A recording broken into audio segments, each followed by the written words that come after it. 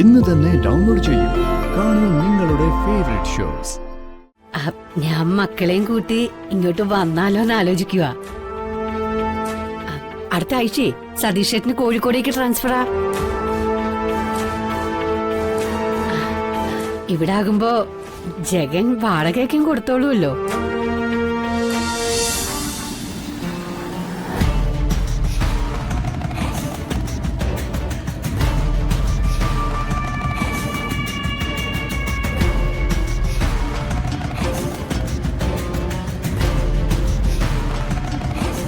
അച്ഛമ്മയ്ക്കിപ്പോ നല്ല മാറ്റമുണ്ട്. പലരുടെയും പേര് വിളിക്കാൻ ശ്രമിക്കുന്നു. മുഖത്ത് വരുന്ന ഭാവങ്ങൾക്കും നല്ല വ്യക്തതയുണ്ട്. ഈ രീതി തുടർന്ന അച്ഛമ്മ വൈകാതെ എണീറ്റിരിക്കുമെന്നും സംസാരിക്കുന്നൊക്കെ എനിക്ക് ഉറപ്പുണ്ട്.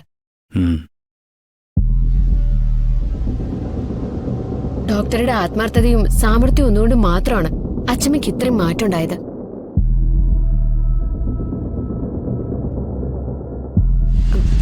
ജഗനെന്താ ആലോചിക്കുന്നേ? അല്ല, ഞാൻ മുത്തച്ഛയുടെ കാര്യം ആലോചിച്ചതാ. വർഷയെ നോക്കാൻ നിന്നപ്പോഴാ വിക്രമിന്റെ വീട്ടിൽ വെച്ച് ഈ ആപത്ത് വന്നത്.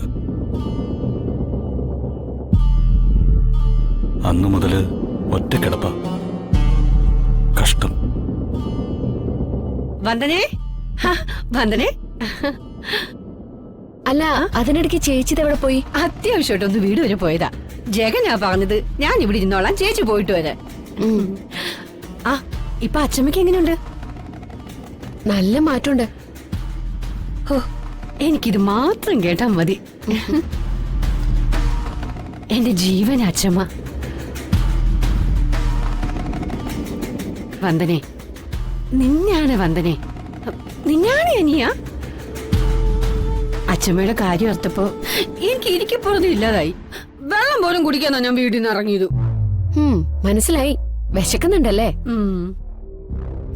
ചേച്ചിക്കുള്ള ഭക്ഷണം ഞാൻ കരുതി വെച്ചിട്ടുണ്ട്. പോയി കഴിച്ചോ. അതൊക്കെ കഴിക്കാൻ വരട്ടെ. നീ പ്രകാശിന്റെ വീട്ടിലെ പാലുകാച്ചിന്റെ വിശേഷം പറ. നല്ല വിശേഷം. ചടങ്ങ് കെങ്കേമായി നടന്നു. എല്ലാരും ഹാപ്പിയാണ്. അത്രേ ഉള്ള വിശേഷം. അല്ലാതെന്താ? പാലുകാച്ചലിന് കാറ്ററിംഗ് വേഷത്തില് രണ്ടുപേര് വന്നിരുന്നല്ലോ. കാണാതായ നമ്മുടെ അച്ഛനും അമ്മയും. അതൊരു വിശേഷമല്ലേടി? ഓ, അതാണോ? നിസ്സാരമായി പോയല്ലേ?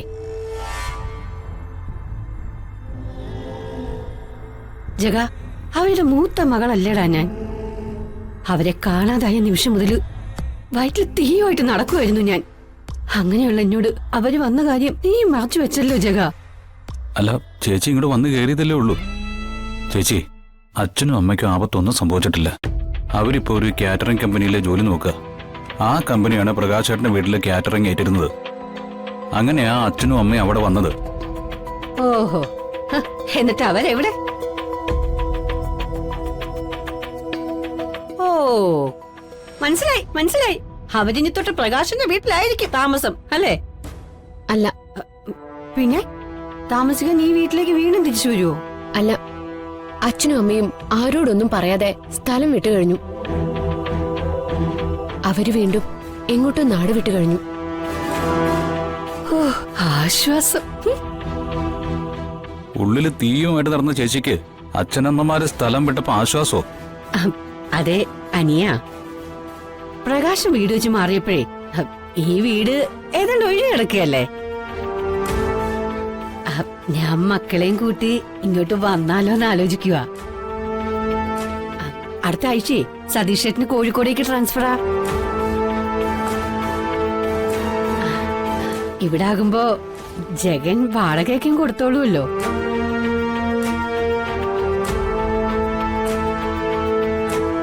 ചെലവിന്റെ കാര്യത്തിന് 10 വയസ്സ് പോലും ഈ ചേച്ചിയോട് ഇവൻ ചോദിക്കാനും പോണില്ല. അത്രയ്ക്കും മനുഷ്യപ്പറ്റുള്ളവനല്ലേടാ നീ.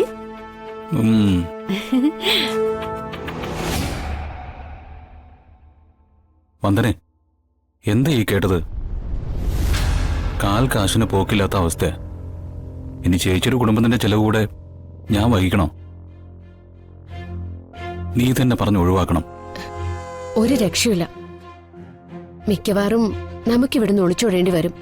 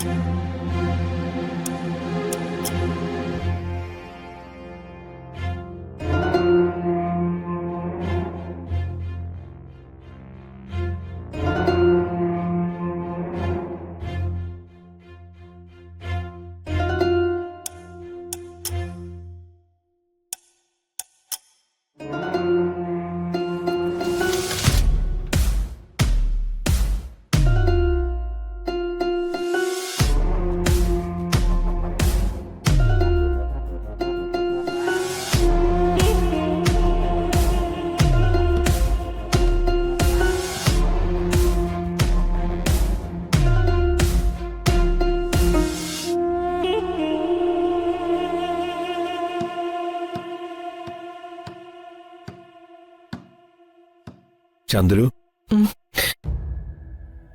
എന്താ നിനക്കൊരു വിഷമം പോലെ? മാധവേട്ടന് വിഷമമൊന്നുമില്ലേ? എനിക്ക് സന്തോഷമേ ഉള്ളൂ. പ്രകാശന്റെ വീടിന്റെ പാലുകാച്ച സദ്യ ഉണ്ണേണ്ട ഗതികേട് ഉണ്ടായില്ലല്ലോ എന്ന സന്തോഷം. നമ്മുടെ മാനത്തെ കൊട്ടാരത്തിൽ വന്ന് നീ കരുതി വെച്ചിരുന്ന പഴങ്കഞ്ഞി കുടിച്ചപ്പോ എന്ത് സന്തോഷം, എന്തൊരു സംതൃപ്തി. നീയും കഴിച്ചത് പഴങ്കഞ്ഞിയല്ലേ? ഒരു പ്രത്യേക സുഖം തോന്നില്ലേ ചന്ദ്രു?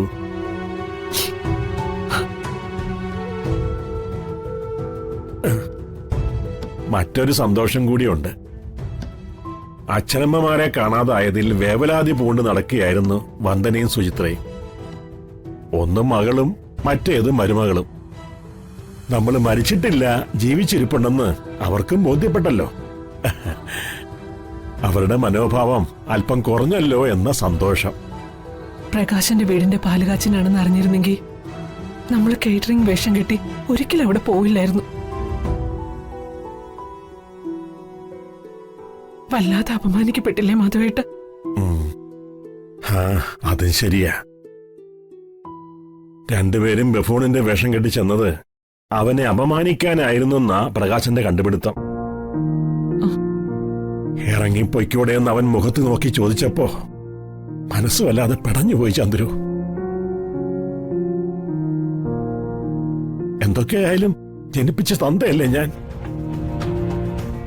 സ്വന്തം കൂരയിൽ അച്ഛൻ കാലുകുത്തിയത് നന്നായെന്നൊരു ഭംഗി വാക്ക് അവൻ പറഞ്ഞില്ല.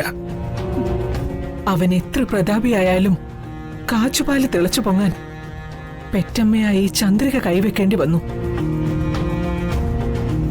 പെറ്റമ്മയുടെയും അച്ഛന്റെയും മഹാത്മ്യം എന്താണെന്ന് ദൈവം അവനെ കാണിച്ചു കൊടുത്തത്.